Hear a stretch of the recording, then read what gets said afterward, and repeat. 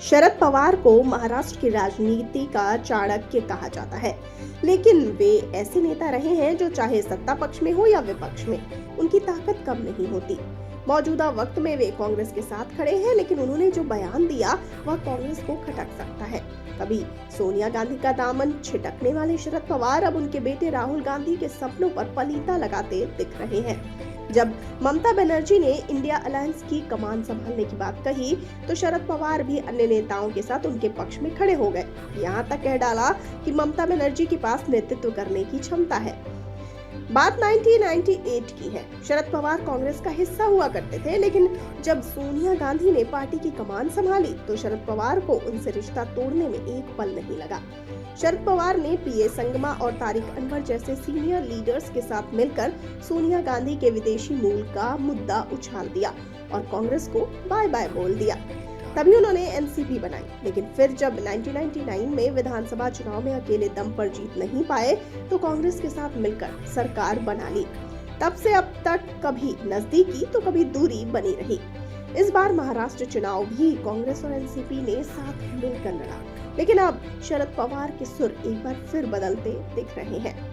बातचीत में ममता बनर्जी ने इंडिया अलायंस को फेल बताते हुए कहा कि अगर उन्हें इंडिया अलायंस की कमान दी जाती है तो वो नेतृत्व करने के लिए तैयार है। इस पर सपा, सीपीआई समेत कई दल ममता के पक्ष में आकर खड़े हो गए। सपा के राम गोपाल यादव ने तो यहाँ तक कह डाला कि राहुल गांधी कभी इंडिया गठबंधन के नेता नहीं रहे, चाहे लोकसभा या विधानसभा का चुनाव हो।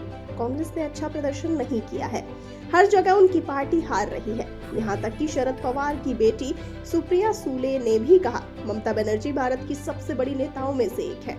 अगर वे अधिक जिम्मेदारी लेना चाहें तो हम उनके साथ हैं। अब शरद पवार ने खुद बयान दिया है। आइए जानते हैं शरद पवार ने क्या कहा। तो आपको बता दें कि पश्चिम बंगाल की मुख्यमंत्री ममता बनर्जी के बयान पर शरद पवार ने कहा, हाँ, निश्चित रूप से ममता बनर्जी के पास इंडिया अलायंस का नेतृत्व करने की क्षमता है। वो देश की प्रभावी नेता है, उनमें वो क्षमता है। संसद में उनके द्वारा चुने गए नेता जिम्मेदार, कर्तव्यनिष्ठ और जागरूक लोग हैं, इसीलिए उन्हें ऐसा कहने का अधिकार है। शरद पवार के इस बयान के मायने निकाले जा रहे हैं।